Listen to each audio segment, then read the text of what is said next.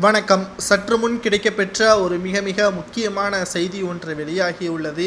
அதிமுகவில் மீண்டும் சசிகலா அவர்கள் வருகை தர உள்ளதாக செய்திகள் கிடைக்கப்பெற்றுள்ளது. அதிமுகவில் இருக்கக்கூடிய நிலைமை பரிதாப நிலைமை என்பது நமது அனைவருக்கும் நன்றாகவே தெரியும்.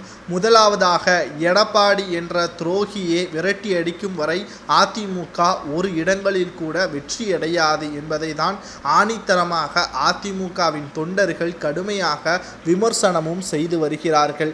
சரி, அதிமுக வெற்றி அடைய வேண்டும் என்றால் என்னவெல்லாம் செய்யலாம் என்று செயற்குழு கூட்டம் ஒன்று கூட்டப்பட்டது. ஆனால் அதில் 13 தீர்மானங்கள் நிறைவேற்றப்பட்டாலும் 9 தீர்மானங்கள் எடப்பாடி பழனிசாமியின் பதவியை பாதுகாப்பாக வைப்பதற்காகத்தான் செயற்குழு கூட்டம் உருவாக்கப்பட்டது என்பதை அப்பொழுது வந்த மாவட்ட செயலாளர்கள் மிகப்பெரிய ஒரு அதிர்ச்சிக்கு உள்ளாகினார்கள்.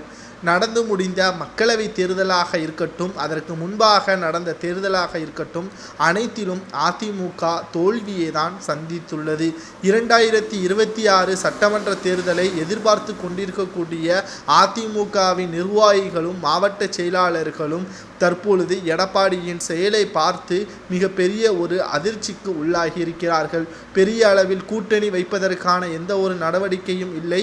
ஆளும் கட்சியை எதிர்த்து மக்களிடம் எந்த ஒரு பிரச்சனையையும் கூறவில்லை. அதிமுகவின் ஆட்சியில் செய்த நலத்திட்ட உதவிகள் பற்றி மக்கள் மத்தியில் ஞாபகப்படுத்தாமலும், திராவிட முன்னேற்ற கழகத்தின் ஆட்சி அமைந்தால் சொன்ன வாக்குறுதிகளை நிறைவேற்றுவோம் என்று திமுகவினர்கள் சொன்ன எந்த ஒரு வாக்குறுதியையும் முழுமையாக 90% கூட நிறைவேற்றவில்லை என்ற ஆதாரத்துடன் நிரூபிக்காத எடப்பாடி பழனிசாமி அவர்கள் எப்படி மக்களும் அதிமுகவின் தொண்டர்களும் எடப்பாடி பழனிசாமியின் பின்னால் நிற்பார்கள் என்பதை கடுமையான விமர்சனமும் செய்து வருகிறார்கள்.